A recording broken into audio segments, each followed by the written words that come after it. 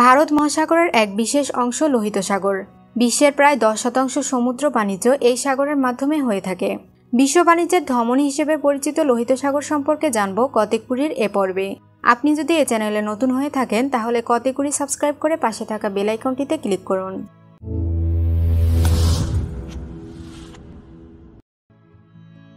Asia ও Africa মহাদেশকে পৃথক করেছে লোহিত সাগর। এই সাগরটি ভারত সাগরের অংশ। লোহিত সাগরের দুই পারে 6টি দেশের অবস্থান। সাগরটির পূর্ব প্রান্তে রয়েছে সৌদি আরব ও ইয়েমেন এবং পশ্চিম প্রান্তে মিশর, সুদান, ইরিত্রিয়া ও জিবুতির অবস্থান। লোহিত সাগরের দক্ষিণ দিকে রয়েছে বাব এল মান্দেব প্রণালী ও এডেন উপসাগর। এই প্রণালী ও উপসাগরের মাধ্যমেই লোহিত সাগর ভারত মহাসাগরের সাথে যুক্ত হয়েছে। অন্যদিকে সাগরটির উত্তর পাশে রয়েছে সিনাই উপদ্বীপ। সিনাই উপদ্বীপের পশ্চিম দিকে সুয়েজ উপসাগর ও পূর্ব দিকে আকাবা উপসাগরের অবস্থান। লোহিত সাগরের আয়তন প্রায় 4,38,000 বর্গ কিলোমিটার। লম্বাটে এই সাগরটির দৈর্ঘ্য প্রায় 1,900 কিলোমিটার এবং সর্বাধিক প্রস্থ মাত্র 355 কিলোমিটার। লোহিত সাগরের গড় গভীরতা প্রায় 1,600 ফুট এবং সাগরের মাঝ বরাবর এর সর্বোচ্চ গভীরতা প্রায় 8,200 ফুট।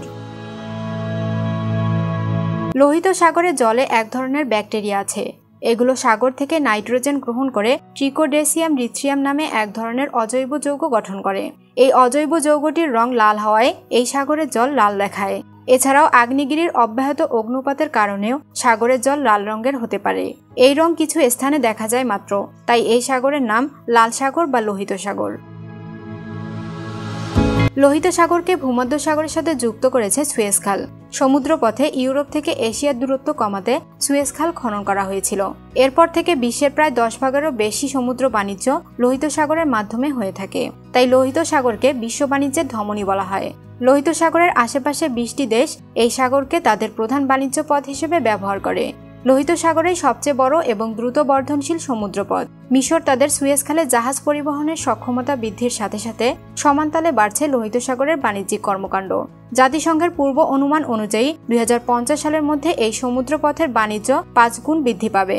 যদিও এ বিষয়ে বিশ্লেষজ্ঞদের দ্বিমত রয়েছে, কারণ লোহিত সাগরের পারে আরব বা আফ্রিকার কোনো দেশেরই আন্তর্জাতিক মানের গভীর সমুদ্রবন্দর এখনও নেই।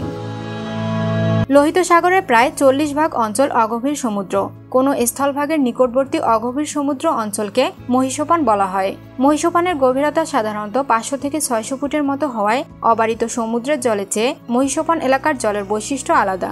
আর তাই মহীসোপান অঞ্চলে নানা ধরনের সামুদ্রিক প্রাণী বসবাস করে। লোহিত সাগরের মহীসোপান অত্যন্ত প্রশস্ত হওয়ায় এই সাগরে রয়েছে নানা ধরনের জলজ প্রাণী। লোহিত সাগরে প্রায় 1000 প্রজাতির অমেরুদণ্ডী প্রাণী এবং 200 রকম প্রবাল দেখতে পাওয়া যায়। রোদের উপস্থিতি, সাদা বালির তট, বৈচিত্র্যময় প্রবাল আর বিক্ষুব্ধভাবে ডুবে যাওয়া জাহাজগুলোর কারণে এই সাগর একটি বড় পর্যটন স্থানে পরিণত হয়েছে। লোহিত সাগরের আশেপাশে মরুভূমিতে যখন ঘূর্ণিঝড় সৃষ্টি হয় তখন মরুভূমির উত্তপ্ত বালু এই সাগরের উপর দিয়ে প্রবাহিত হয়। প্রচণ্ড উত্তাপের কারণে এবং বৃষ্টিপাতের অভাবে সাগরের পানি বাষ্পীভূত হয়ে যায় বলে এই সাগরের লবণাক্ততাও বেড়ে একে পৃথিবীর সবচেয়ে লবণাক্ত সাগরগুলোর মধ্যে একটিতে পরিণত করেছে। এই সাগরের লবণাক্ততা 3.6% থেকে 3.8%। অতীতে লোহিত সাগর একটি সরু উপসাগরের মাধ্যমে মৃত সাগরের সাথে যুক্ত ছিল।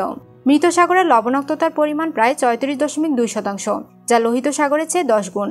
অত্যাধিক লবণের কারণে মৃত সাগরের জলে অনায়াসে হাত পা ছড়িয়ে ভেসে থাকা যায়। এমনকি কেউ যদি সাঁতার কাটতে নাও জানে সেও এই পানিতে ডুববে না। এ ধরনের ভিডিও নিয়মিত দেখতে চাইলে কতেকুরি সাবস্ক্রাইব করে পাশে থাকা বেল আইকনটিতে ক্লিক করুন। ভিডিওটি ভালো লাগলে লাইক করুন এবং বন্ধুদের সাথে শেয়ার করুন।